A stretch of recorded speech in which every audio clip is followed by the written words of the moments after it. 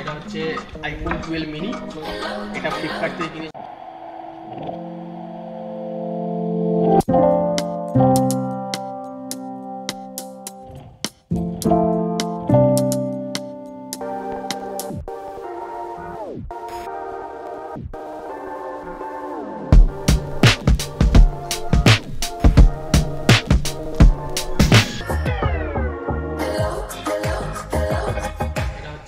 IPhone 12 mini, এটা Flipkart থেকে কিনেছিলাম। হ্যাঁ, তো এটার এখন আনবক্সিং করব।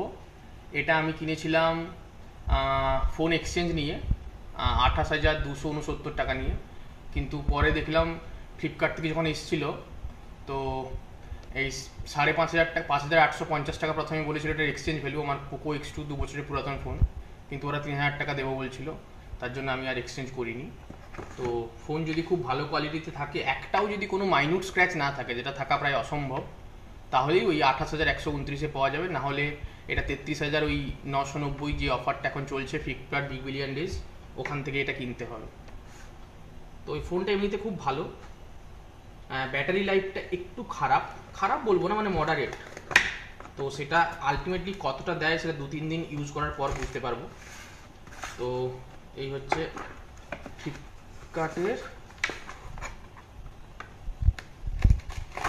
যদিও এটা 29 টাকা নেয় এক্সট্রা, ওখানে ওরা কেটে দেখানোর জন্য, কিন্তু ওরা বললো আমাদের কাছে কোনো অপশন নেই।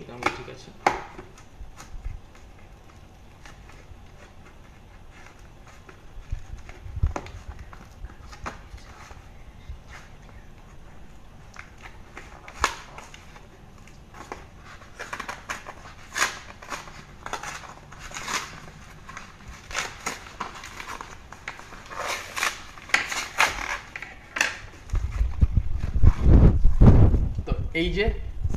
এই যে ব্লু কালারের, নেভি ব্লু কালার। ওকে, যদিও এগুলো একটু আধটু খুব একটা ভালো নেই সিলগুলো, বাট ঠিক আছে। তো এখানে হ্যাঁ, এই যে প্রাইস, অরিজিনাল প্রাইস লেখা আছে 59,990 টাকা। ঠিক আছে, তো খুলে দেখি।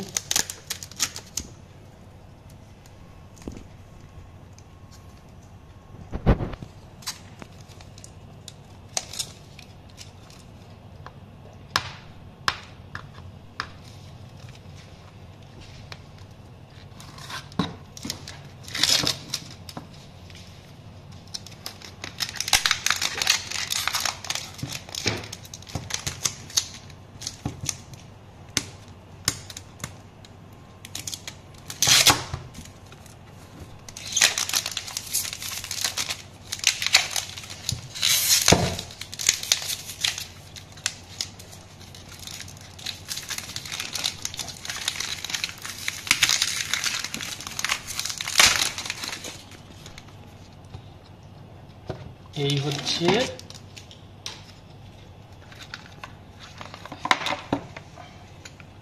ছোটা আইফোন 12 মিনি। দেখতে তো খুবই সুন্দর,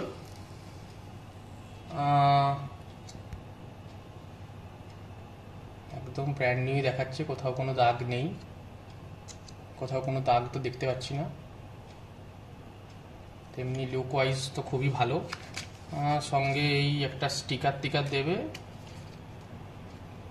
ম্যানুয়াল, একটা ওই সিম কার্ড ইজেক্টিং টুল, সেরকম কিছু নেই। এগুলোকে সব সাইডে রাখি।